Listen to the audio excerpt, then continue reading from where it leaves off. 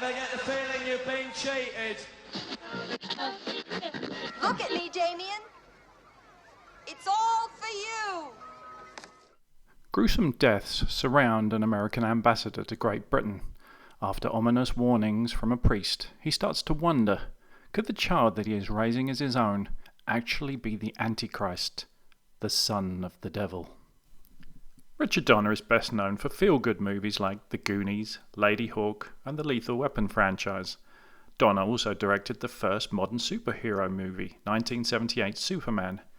But before these, he made The Omen, one of the greatest horror movies of all time.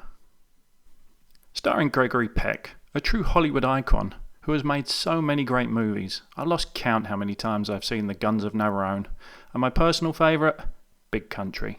But it is in The Omen he gives arguably his best performance.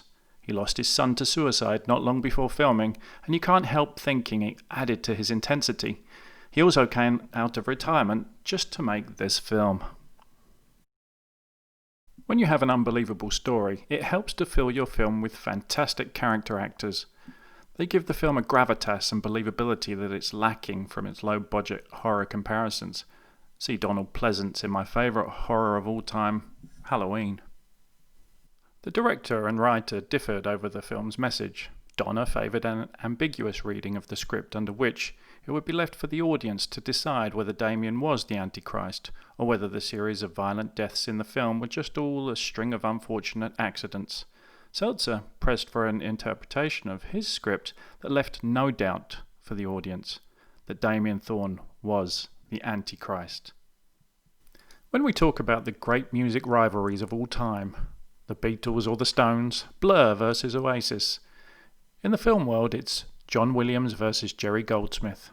This is Goldsmith's best ever, maybe even the greatest movie score of all time. As for who's best, I still haven't made up my mind. Good versus evil seems to be back in vogue. It's no longer about bad ideas anymore. For example, people who hold an opposite political opinion are now considered evil. So let's take a look at the ultimate evil. Back in the 70s, they knew how to make a good horror movie. Think Rosemary's Baby, which has a similar premise. And then there's The Exorcist, arguably the greatest horror movie of all time. My favourite from this time is The Omen. After the optimism of the 60s and the Manson destruction of the happy hippie culture, came a much darker decade. Having children myself, I have often wondered if I was raising the Antichrist. Apparently, I'm not the only parent that felt that way. Rumour has it that the child actor got the part after kicking the director in the nuts. That would make all my boys qualified for the part. There is a deep psychology in the film. It is the feeling of the cuckoo in the nest, that the child you're raising is not your own, and like the cuckoo, it even kills your child. As a man, you biologically wonder if the child is yours. Imagine the uncertainty that would come from an adoption, as is the case in this story.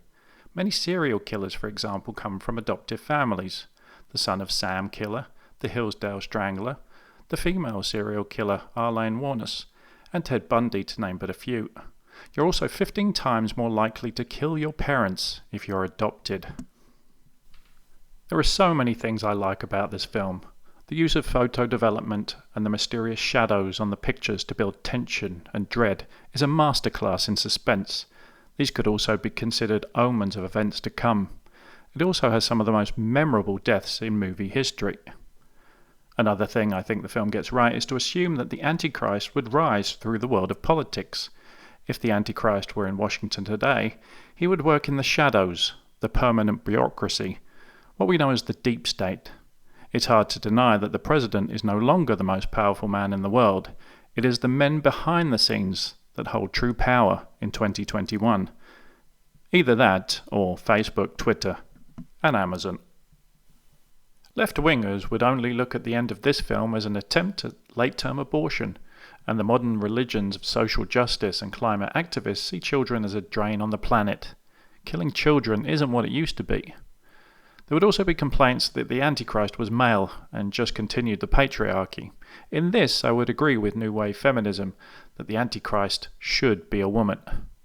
Damien would have to be renamed. And I'm not sure if she should be called Hillary or Nancy although there is a name that strikes fear in the heart of all men. Karen.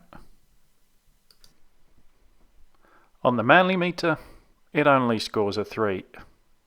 After all, the male hero doesn't manage to take out the devil's son.